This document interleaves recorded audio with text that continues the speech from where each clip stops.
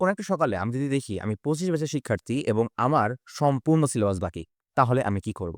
Get ready because this will change your life. প্রথমত আমি list করব যে কোন চ্যাপ্টার থেকে প্রত্যেক বছর প্রশ্ন আসেই আসে এবং এখান থেকে 100% সিলেবাস কভার না করে আমি টার্গেট করব 70 থেকে 80% সিলেবাস কভার করার। যেটুকু কভার করলে আমি সিওর আমি ফুল অ্যান্সার করতে পারব।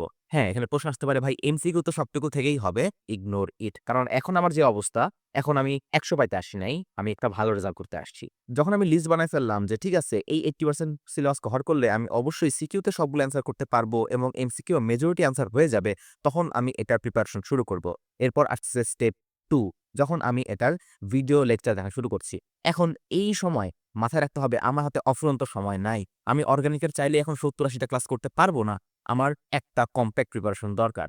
এরপর আমি সরাসরি ইউটিউবে চলে যাব অথবা যদি আমার রিভিশন কোর্স কিনা থাকে, রিভিশন কোর্স থেকে ক্লাস করা শুরু করব। বলতে পারো, "ভাই এখানে তো সব বেসিক-টেসিক পড়ানো হয় না, হেন-তেন।" রাবিশ। এখানে যতটুকু দরকার ততটুকুই পড়ায় দেওয়া হবে। সো এই রিভিশন কোর্সগুলা কিংবা ইউটিউবের এই শর্ট ভিডিও কিংবা ওয়ান শট, এগুলোই এখন আমার লাস্ট ভরসা। লম্বা ক্লাস করার সময় আমার কাছে নাই। ক্লাস কিন্তু অবশ্যই করতে হবে কারণ ক্লাস না করলে বইয়ে কি লেখা আছে না লেখা আছে কিছুই বুঝবা না।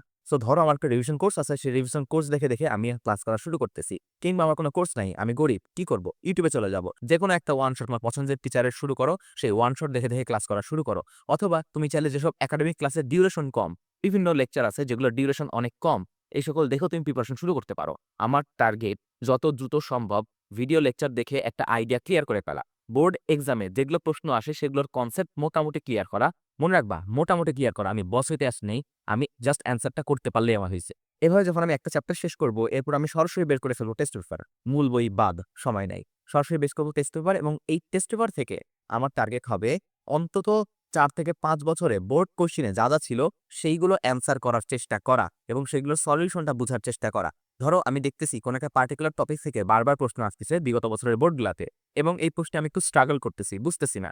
তখন আমি ওই টপিকটা একটু বই থেকে পড়বো কিংবা ওই টপিকের একটা ডিটেইলস ভিডিও ইউটিউব থেকে স্পিড বাড়ায় দেখে নেওয়ার চেষ্টা করব, যেন ওই টপিকে কোনো সমস্যা না থাকে। সো দেখো, আমরা ওয়ান শট ভিডিও দেখে আমাদের ১ম এ সব বেসিক আইডিয়া ক্লিয়ার করলাম। এরপরে আমরা কি করব? এরপরে আমরা এইসব জায়গার মধ্যে যেসব জায়গায় গ্যাপ আছে, যেসব জায়গায় একটু মনে হচ্ছে কনফিউশন, সেগুলো লং ডিউরেশন এর ভিডিও দেখতে পারি যদি আমার মনে হয়।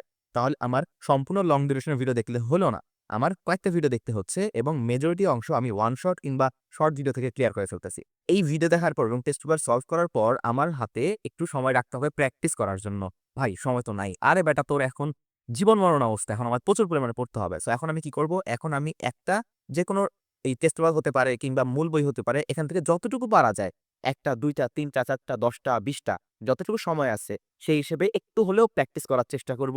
সময় ধরে প্র্যাকটিস করে নিজেই সেটাতে মার্কিং করার চেষ্টা করব। কোথাও যদি ভুল করি তাহলে কেন ভুল করলাম, কোন টপিকে ভুল করলাম ওই টপিকটা আরেকবার রিভিশন করে ফেলব।